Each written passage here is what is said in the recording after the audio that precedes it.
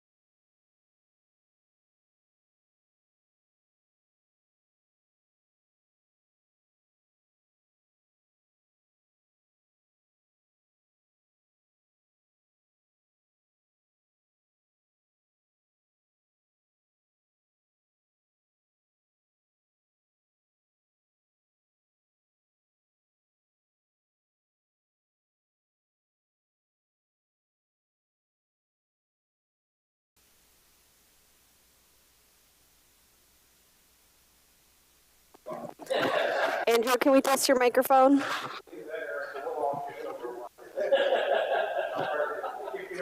Hi, this is Andrew. Can you hear me? Yes, thank you. Perfect. Thank you.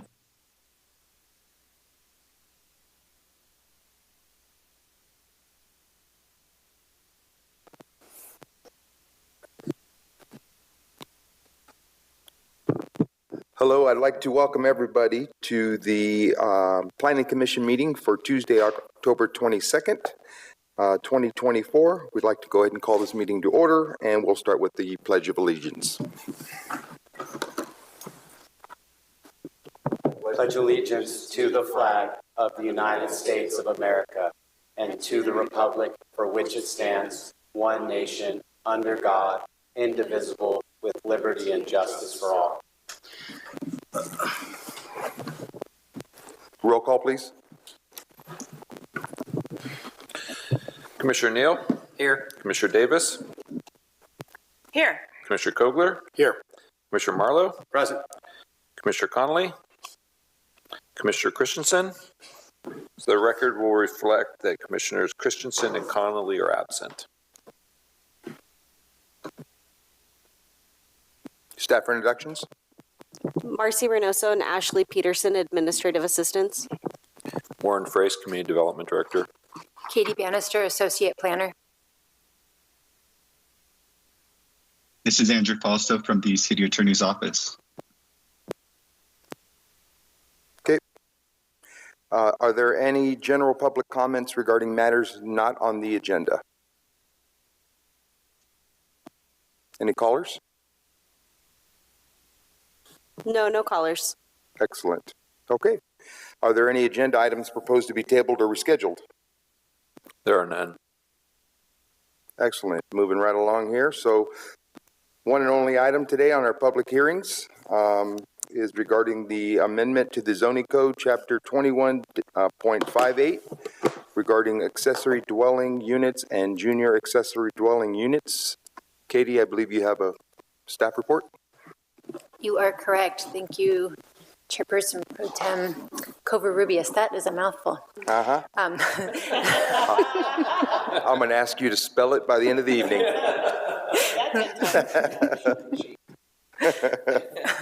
So tonight we have, as you said, one item. It is another zoning code amendment. This is an amendment to the accessory dwelling unit code.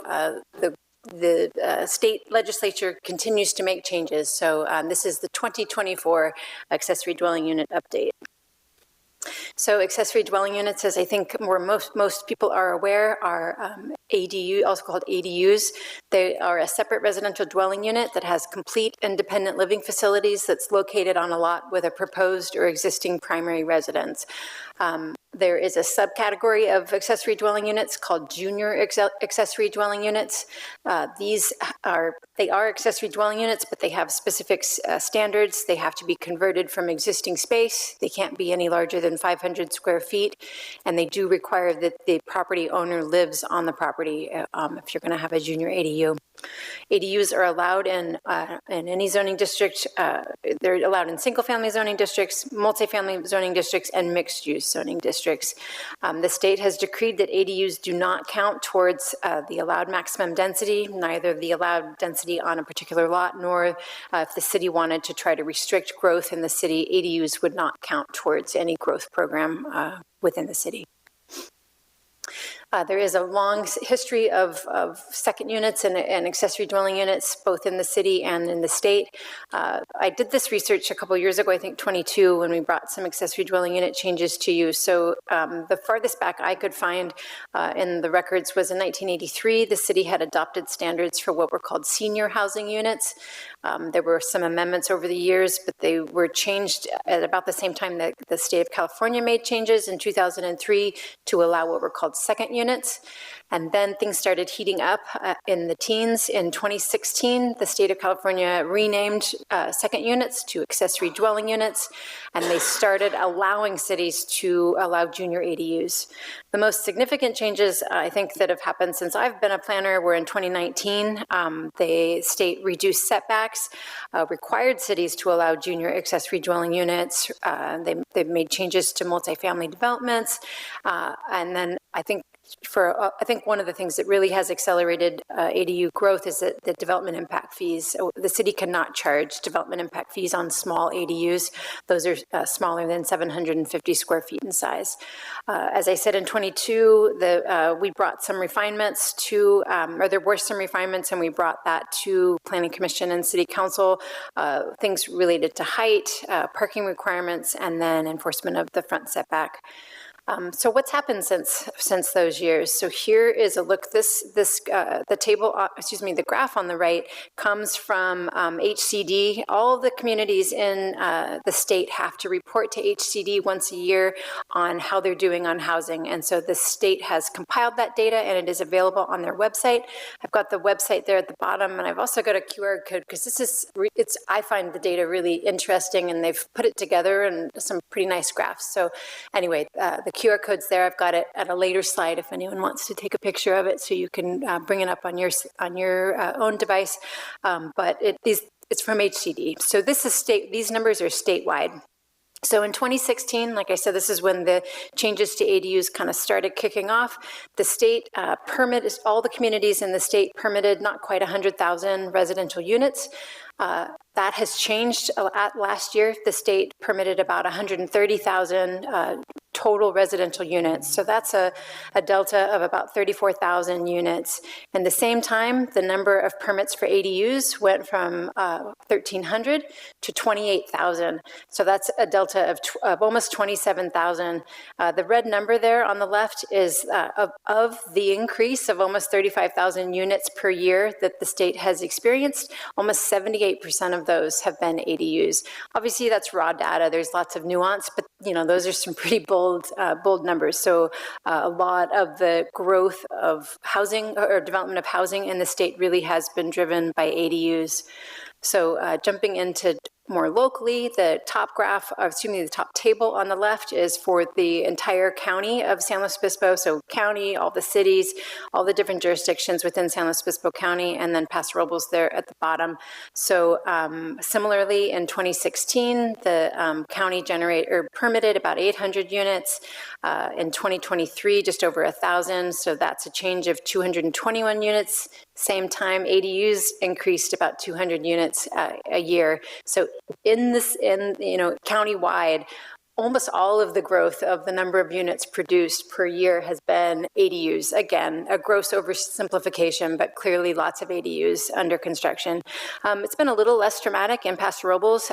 So we've only got about let's see, 7% of the units we permitted in 23 were ADUs, and only about 10% of the change of what we've seen from 2016 to 23.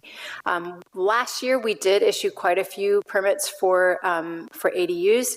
So you can see, I misspoke. So these are the numbers for this year. So we've got, this is all 24. So starting in January, you can see all the residential permits we have issued for in different categories. So we have issued to date 122 permits for ADUs, and we've issued a total of 261 permits for residential units citywide. So that's about 47% of all units, citywide for this year this calendar year have been ADUs. We did have an abnormal month in April.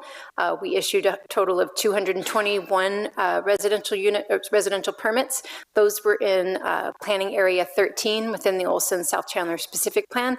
And that was a project where almost every lot had, or I think every lot had both a single family residence and an ADU. But even if we exclude April, which was kind of an unusual month, look, these are the units that were not due to PA 13. 13 total ADUs, 40 total residential units, which is 33% of all the residential units that residential permits we've issued this calendar year have been ADUs. So like planners here locally, the state legislature is looking at these numbers statewide, and they're seeing of all the programs of all the different legislation that we have passed in the last 5-10 years related to housing, ADUs is probably the most effective. They're seeing a lot of activity around ADUs. People, got excited, especially with those 2019 changes. We've seen it locally as well. So they are doubling down on ADUs. So in the 2024 state legislative session, there were two bills that made it to the governor's desk and were signed. The first is AB 2533. Some of the the highlights: the city cannot the city cannot deny a permit to legalize an ADU if it was constructed before January 1 of 2018. Previously, that was 2020. I don't know a whole lot about why that date was pushed back, but essentially, if somebody builds an ADU without permits, the city has to legalize it unless we make a finding that it's necessary to deny the permit to protect the health and safety of the public or the occupants of the structure. So a structure would have to be, very unsafe for us for the city not to permit it. Perhaps more significantly, SB 1211 was the other piece of legislation. It does scale back the amount of parking the city can require, especially replacement parking for when existing parking is removed. In order to make an ADU, we can no longer require even surface parking spaces to be replaced. Historically, we could only if a covered parking space was demolished in order to place an ADU, we couldn't require those parking spaces to be replaced. Now, even if it's a surface parking space, we can't ask those to be replaced. And I think the big headline that's there at the bottom, now on multifamily projects, you can have up to 8 detached ADUs. You can only have the number of ADUs as primary dwellings on the lot. So if you had 4 units on a lot, you could do 4 ADU permits. If you have 8 ADUs on the lot, you could do 8 detached ADUs. So that is a big difference, that last bullet there. So jumping into, what has been, most of what you see on this slide has been existing law for some time. These are what the Housing and Community Development Department of the state calls statewide exemption ADUs, and they're ADUs that the city has to allow with very little oversight. They're a ministerial approval, so it's a building permit, and you can go to town. So on a single family lot, up to 3 ADUs, you could do 1 junior ADU, 1 conversion ADU, so out of the existing primary residence, you could convert some space into an ADU, and then we also have to allow a detached ADU. So there's those 3 types. when a project is a multifamily project, we have to allow both 25% of the number of primary dwelling units to be created out of converted space, and like I said, up to 8 detached ADUs. So lots of ADUs possible in different scenarios. These are the standards that are in the proposed zoning code. So these would apply to all ADUs, and they come from state law. These are things that come from state law, and these are what we can enforce on all ADUs. The maximum height for detached ADUs in most cases is 16 feet. There are some nuances. If you're on a multifamily site, you can do 18 feet. If you're close to high quality transit, you can go, I think, also to 18 feet. There's some nuance, but in most cases it's 16 feet. If it's an attached ADU, up to 25 feet in height. So it would be new construction, but attached to a primary dwelling. ADUs cannot be used for short-term rentals, and so the whole point of all of these rules that restrict what the city can require are really focused on creating housing, and so the new ADUs cannot be used for short-term rentals. They cannot be sold separately from the primary residence. There is some allowance in state law that cities can allow separate conveyance. At this point, the draft ordinance would not allow separate conveyance. We've already discussed that junior ADUs have to have owner occupancy on the site. There is no development impact fee could be charged if it's less than 750 square feet in size. And then in general, if there are other non-conforming zoning conditions on the lot, we cannot require those to be corrected in order to get an ADU. One of the most significant things that comes up with that last bullet is HCD is considering street frontage improvements like sidewalks to be, if you don't have sidewalks, that would be a non-conforming zoning condition. We used to see that when someone built an ADU, we would get, if we were missing sidewalk, we would see sidewalk get replaced on the west side where we have a lot of missing sidewalks. We were starting to see more infill with sidewalks. We can no longer require that with a permit for an ADU. So the next few slides are really why we're here tonight. Everything you've seen previous is really, that's what state law is. The city really doesn't have a whole lot of wiggle room. But for local ADUs that don't meet the definition of a statewide exemption ADU, which is that table we saw a couple slides ago, there is some discretion that the city can exercise. And so these are the standards that are being proposed that are specific to Paso Robles. So for the maximum size, when an ADU is accessory to a single family residence, you can go up to 1,200 square feet in size. That's been the status quo. We've allowed that. The state does say we have to allow at least 850 square feet for a one-bedroom or studio apartment, or 1,000 square feet for 2 or more bedroom unit in a multifamily zone. So those are the maximum sizes depending on if this is a single-family residence or multifamily. We are setting the front setback to be the same as the primary residence, which is 15 feet in most cases. Side and rear setbacks are set by state law, and those are a minimum of 4 feet. The 6 feet from other structures is a local rule. So if a ADU or any structure on a lot is there, if they're not attached, they do have to be separated by 6 feet. In addition, the local ADUs have to provide 200 square feet of private open space for the ADU. They have to provide 1 parking space. There are a lot of exceptions to when parking is required. If you're close to transit, if you're removing parking, if you're converting a garage, there's a number of cases where parking isn't required, but when we can require parking, only 1 parking space per ADU can be required. We do have a requirement that each ADU plant 1 15-gallon tree. We do allow that tree to be planted as a street tree or just somewhere on the site. And then a new standard that was in the zoning code update that we just brought to you last month, or actually, where are we? Last month. This was included in that update, and we have carried it forward here. Any attached garage to an ADU will have a maximum size of 500 square feet. If someone wanted to do a larger garage, they would have to go through the development plan modification process, and that would come to the Planning Commission.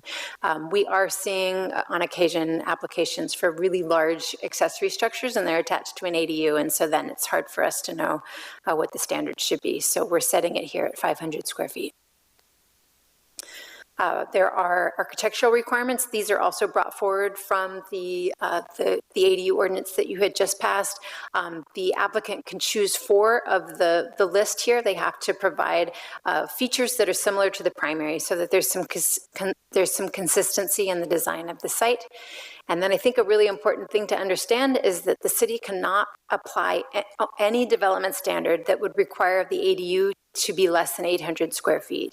Essentially, people have the right to build 800 square foot ADUs, no matter what our setback, height. There's a number of development standards that the city would have to not enforce in order to allow a homeowner to build an 800 square foot ADU. So that is that gives you the rundown of what's in the ordinance that's in front of you this evening. There are options as always. The first would be to recommend the City Council approve the draft ordinance. You could instead recommend the City Council approve the ordinance with modifications. If you don't feel that, that everything that needs to be in the ordinance is there and you need more analysis, you can send it back to staff, or you could recommend that the City Council not adopt the ordinance. For both the third and fourth options, I think it's important for the Planning Commission to understand that whether we like it or not, the new laws will be in effect on January 1. If any of our ADU ordinance is not in compliance, our entire ADU ordinance is out the window.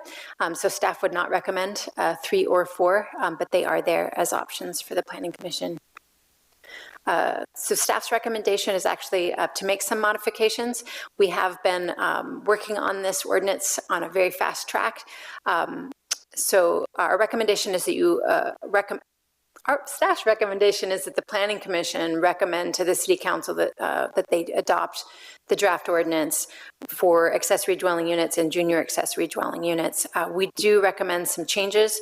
The first is inadvertently the version that went into the agenda packet did have some track changes that were held over just from drafting and going back and forth with the city attorney. That was inadvertent. So one recommendation would be that we accept those track changes. Another inadvertent mistake was in subsection F.3.B, which has to do with setbacks. We do want to include a reference to another subsection, and it's the subsection that I talked about right at the end of, I think, my last substantive slide, which was that we can't enforce any development standard that would not allow an 800 square foot unit. We neglected to include the fact that that would also apply to setbacks. And then the third is we just went through a huge endeavor to make our zoning code consistent throughout and use consistent numbering and how we refer to different sections of the code. If they're a paragraph, a subparagraph, staff did not have time to get those numbers pitch perfect to make them match with the new zoning code. And so we would request that you allow us to renumber before we make it to council so that those are more internally consistent with how we adopted the code just last month, or the council adopted earlier this month. So that is staff's recommendation. I do want to point out next steps. Of course, whatever the Planning Commission recommends will ultimately go to City Council. You are seeing this evening. The council will be hearing it on November 5th, assuming that you recommend approval this evening with their second read. Everything is scheduled so that we can have an ordinance in place before January 1 of next year. And so that's the immediate next step. ADU law does say that we have to proactively send our ADU ordinance to the California Department of Housing and Community Development within 60 days. So staff will make sure that we get that accomplished. As you know, when you adopted the larger zoning code update, we promised that we would bring back reviews every 6 months. We do anticipate there'll be some additional amendments to the ADU code. Staff did not. There were certain parts of our local ordinance that did not get carried forward. For one, maybe regretfully is the word that I would like to use. There's a table in our existing, or the ADU code that was just adopted, that allowed combinations of heights and setbacks, so that as an incentive to increase your setback, you were allowed additional height. So that is not in the ordinance in front of you this evening, but we do intend to bring back a few changes early next year to, to catch those up. We're just on too tight a timeline to get everything accomplished with the ordinance in front of you this evening. One exciting piece of news, we have been trying to work with the county for quite some time. They have a set of what they call pre-reviewed ADU plans. They're essentially stock plans that any homeowner can take off the shelf. There's a set of, I want to say, a dozen different appearances, different floor plans, different elevations. The homeowner would use those elevations. They would have to provide a site plan, maybe a grading plan, depending on the site conditions, and it would save the homeowner a lot of money if they went with one of these kind of stock plans. We just heard from the county recently that those are going to be available to the city, so we hope that by the end of the year those will be available to the public. So that's another piece of good news for the public on ADUs. And that is concludes my report. Great report, Katie. Thank you very much. So we'll bring it to the commissioners and start with some questions. Any questions from commissioners? No commission? Okay. Then I will take it to the audience. Any questions out in the audience at this time? Please state your name, please. Steve Gregory, 50 Hilltop Drive. I have a question. So first question would, are you allowed to convert a garage to an ADU? Yes. And the second part of that question is, what about the parking requirements for the residents that provides parking for? So state law has said for quite some time that if you're converting that garage into an ADU, you do not have to replace that parking. Historically, it has said that you would have to replace it if you convert that garage into a junior ADU, and I don't recall whether or not that was amended this year. But certainly for an ADU, you do not have to replace that parking. And that's limited to 500 square feet on a garage, or is that just the juniors? So any new garage that is built for a detached ADU will now be limited to 500 square feet. Okay, thank you. Thank you. Any other public comments here? Marcy, any callers? No callers. Thank you for that. Okay, we'll bring it back to the commission for discussion. Any other discussion items? Seeing none from my fellow commissioners. Katie, I just had a couple educational questions for myself. You mentioned that we can't deny an 800 square foot or less ADU, regardless of setbacks or conformity and all that stuff, correct? That is correct. Unless there's a health or safety, does that still apply to the 800 or less? So, I mean, a new ADU would still have to meet building code and safety requirements, fire separations and so forth, but there are things that we would have to concede on. So, if they were going to put the building, say, right on the property line, they wouldn't be able to put windows in that wall, so it doesn't allow them to do just anything, but we would have to make concessions on development standards, especially zoning standards. And that's interesting, because then literally our hands are tied with that. Yes. Wow, that's crazy. Okay. And then something else I was thinking about, with the number of ADUs we have going on in our cities, understanding that they can't be used for vacation rentals, right? Short-term rentals. I know a lot of people that have ADUs and they use them for short-term rentals when they're not supposed to. How do we enforce that as a city? So ADUs that were constructed before January 1 of 2020, there are many of those older ADUs that were given short-term rental permits before the state changed the rules and made it a state law. When our council adopted our local short-term rental ordinance, they did not make any distinctions for ADUs. So there are some out there that actually are permitted. They're legal non-conforming. They came about before we had our local rules. If it was new construction, we do attempt to do as much code enforcement on short-term rentals as we can. A lot of the the first short-term rental permits were issued in December of 2019, or actually we took all the applications by of that time. So early 2020 was when the first short-term rental permits were issued.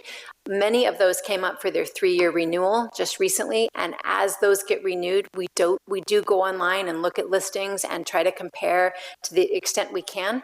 But it can be a challenge because we don't necessarily know what the interior of a building looks like.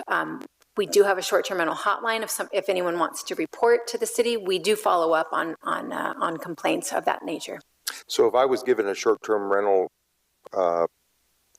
agreement 2016, how often do those agreements have to be renewed? Short-term rental permits last for 3 years. We issued the first of them in 2020, so we're just we're just dealing with some of the first renewals. Okay, interesting. Okay, so do we have to approve those as short-term, or we can start to phase them out? I just want to make sure I understood. City policy and what our understanding of what council intended was as long as you're in good standing, you can renew your permit. So we have not canceled any short-term rental permits unless folks haven't paid their transient occupancy taxes. There have been a few cases of enforcement, but I believe the only reason we haven't renewed a permit would be for non-payment. Got it. Interesting. Okay. Thank you for that. Okay, bringing it back again to my fellow commissioners, I will, Commissioner Davis. Katie, Senate Bill 1211, you can have up to 8 detached ADUs, and there is no parking requirement for any of that. I'm just trying to envision a lot in Paso Robles where someone has the ability to have 8 ADUs, and what kind of parking situation? Do we have any control over parking in that scenario? There are many cases when we do have some control. One of the biggest exemptions that we see is if you're within a half mile of transit, we can't require you to provide parking, and that's whether it's multifamily or single family. And so anyone that's near a bus stop, they don't have to provide parking. If you're far from a bus stop, there are some other exemptions. If you're converting a garage into one of these ADUs, there are some reasons why we can't require parking. But in general, in some cases, we can require 1 parking space per ADU. Okay. 8 just sounded like a lot of, that could create some parking issues in a community. Yes. So, thank you. Okay. If there are no other discussion items, I would entertain a motion. Okay, I like to make a motion. I recommend that we move to recommend the City Council adopt ordinance XXX regarding accessory dwelling units and junior accessory dwelling units to comply with recent changes in state law based on findings with the following modifications. Modification A, accept track changes. Modification B, amend subsection F.3.B to include, subject to subsection F.2 above, and to allow staff to renumber/rename code section references to match adopted zoning code without making substantive changes to the standards. So we got a motion by Commissioner Marlowe. Is there a second? I'll second.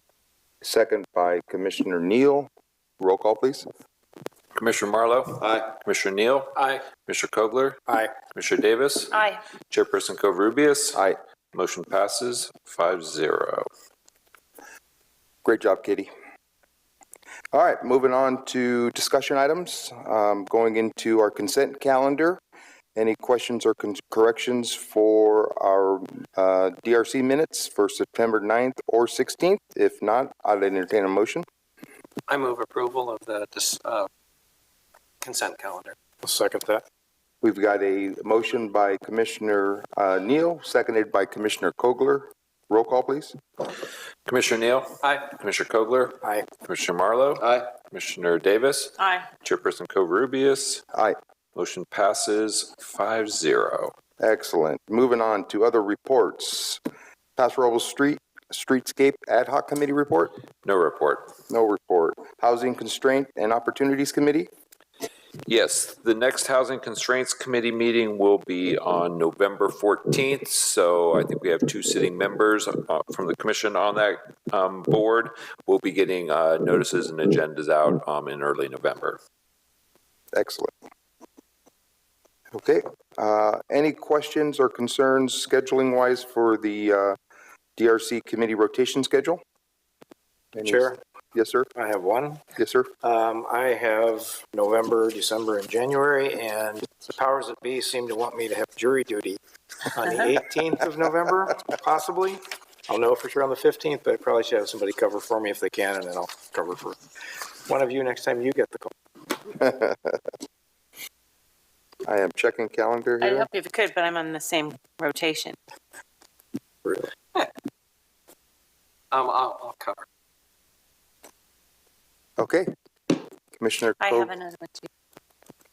If there is the potential to cover this coming Monday, the 23rd, DRC, and I know I can't, I'm staring at some of you who are already here with me, Kobler and Marla. Are you saying the 28th, you mean? Monday, I think so. I think I missed this coming Monday. The 28th. Yeah, Okay. if anyone's available. I can cover that for you. Okay, thank you, Robert.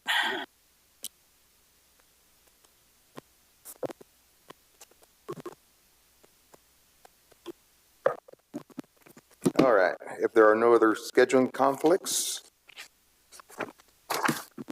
I will take a motion to approve. Oh, no, I'm sorry. We're good there.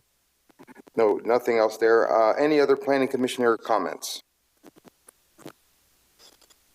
Yes, sir. One Commissioner quick Kogler? one, Mr. Chair. I'm not sure I've had an agenda item where I felt so powerless as this one.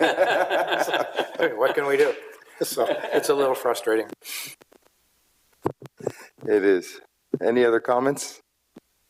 Not seeing none. Okay. Any staff comments? Yeah, a couple update items. Katie mentioned the short-term rental permit process. We're in the process of switching the hotline for violations and complaints. We had subbed that out to an outside contractor. We've decided that it would be better to use a local answering service firm instead. We weren't able to retain our existing number, so we have to move to a new number. So we're in the process of sending out press releases and postcards to anyone within 100 feet of a short-term rental permit, so they'll know the new number that'll go into effect on November 1st. So that's, it actually end up saving money and should improve the quality of our complaint tracking significantly. So it'll be good. There'll be a little hiccup here as everybody gets used to the new number. Other things to keep in mind, we don't have a lot of big items on your future agendas, which is probably good, because November 26th, there is no planning commission meeting. That's the week of Thanksgiving. And then also December 24th, Christmas Eve, there's no planning commission as well. So we'll have one meeting in November and then one meeting in December. And I think that concludes staff's report. Okay, excellent. If there are no other items, no other discussion points, I will take a motion to adjourn. So moved.